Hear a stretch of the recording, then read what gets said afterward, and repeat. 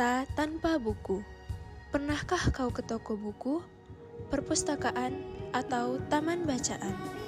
Tidakkah kau merasa istimewa ketika berada di dalamnya? Di sekelilingmu ada berbagai tokoh dari dunia nyata dan hayal, tempat yang pernah kau kunjungi dan yang belum. Informasi dan cerita dari masa lalu, masa kini, dan masa depan. Semua berpadu, semua berada dalam genggamanmu. Saat berada di antara buku, tidakkah kau merasa menjadi raja dan ratu? Ruang dan waktu seolah menyatu tanpa batas. Kau bisa terbang melintasi sekat negara dan melewati berbagai zaman. Kau bisa menyelam ke dalam samudra, melayang di angkasa, bercanda dengan aneka satwa, dan berkelana di tengah padatnya kota, juga rimba raya. Kau tahu, buku adalah jendela dunia, kunci pengetahuan, dan pintu wawasan. Muhammad Hatta, sang proklamator, berkata, "Aku rela di penjara, asalkan bersama buku, karena dengan buku aku bebas." Melalui buku, manusia terbebas dari ketidaktahuan. Tempat-tempat yang dipenuhi buku adalah harapan berkembangnya pengetahuan dan wawasan. Apa jadinya jika kota tanpa buku?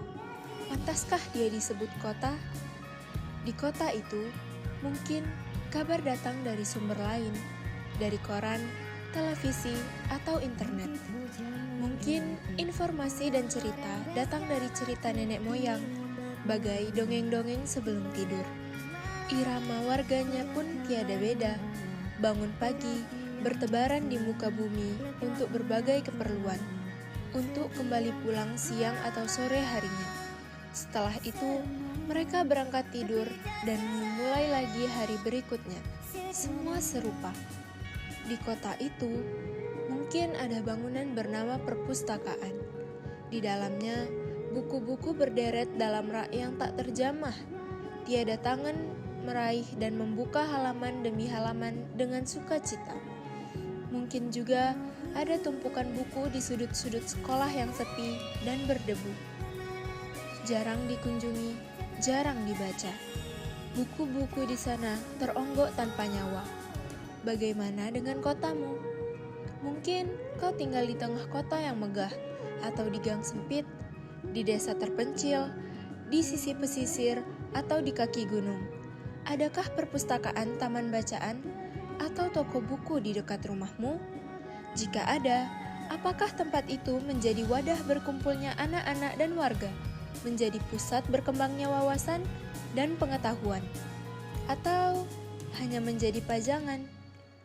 Maukah kau menjadi orang yang menghidupkannya? Kau bisa mengunjunginya dan mengajak teman-teman membaca dan berbagi cerita di sana. Jadikan tempat itu sumber kegembiraan dan pengetahuan. Jika tempat itu belum ada, maukah kau menjadi orang yang mulai menghadirkannya? Kau bisa memulainya dari sebuah sudut di teras rumahmu. Ajak teman-temanmu memulai langkah baru. Jangan biarkan waktu berlalu tanpa buku. Siapapun dirimu, bersahabatlah dengan buku. Dia akan menjadi teman setiamu sepanjang waktu.